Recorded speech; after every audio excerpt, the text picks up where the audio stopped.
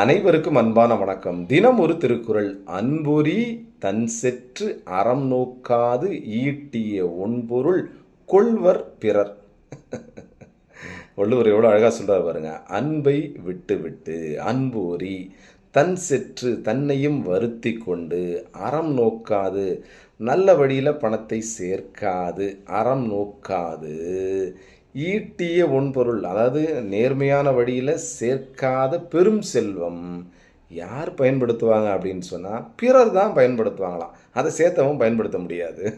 கொள்வார் பிறர் அப்படின்னு யார் சொல்கிறா? நம்ம வள்ளுவர் சொல்கிறார்.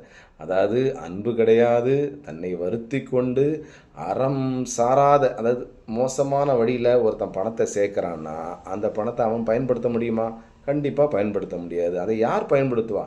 கொள்வார் பிறர். நீ அப்படி ஏமாற்றி சம்பாதிச்ச பொருளை யார்? பிறர் தான் பயன்படுத்துவாங்க அப்படின்னு யார் சொல்கிறா? வள்ளுவர் சொல்கிறார். சரிங்களா? நன்றி, வணக்கம்.